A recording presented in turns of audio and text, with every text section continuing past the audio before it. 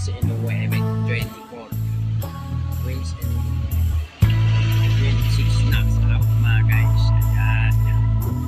Ito ay magandang laban mga guys sa pagitan ng Inoue at Tank Davis mga guys. Ito mga guys, imakyat na si Inoue ng mga guys ng division mga guys dahil kasagupanan niya si Tank Davis mga guys.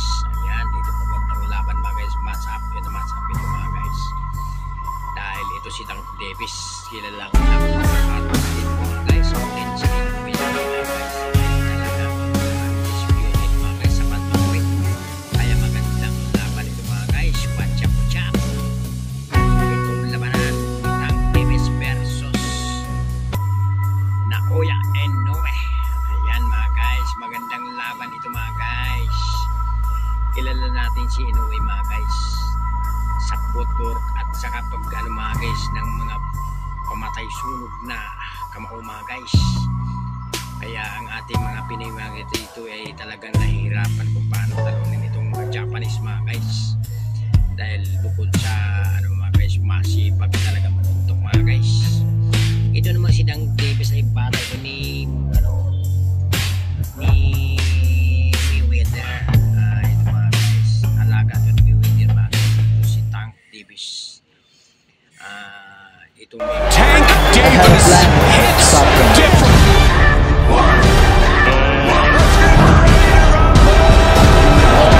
Left hand again. He gets him against the ropes and he goes down again. Skills and speed, the Weight champion of the world. My goodness, this kid is patient. He has extreme punching power, and he has speed and timing. He is dynamic. Lightweight champion of the world. Monster, Naoya Inoue. Too big. Too big. But that fight would be like it's like a dream fight. Yeah. Around the world. I like that fight.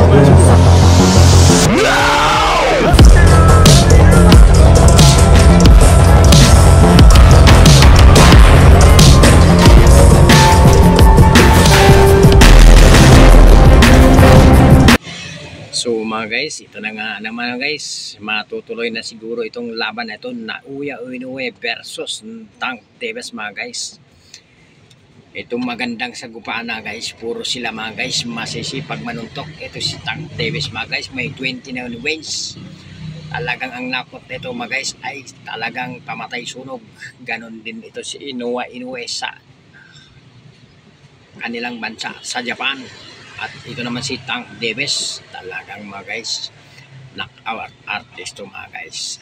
Ang sipag nito mga guys, pag bumato ito ng suntok, grabe, pamatay sunog mga guys.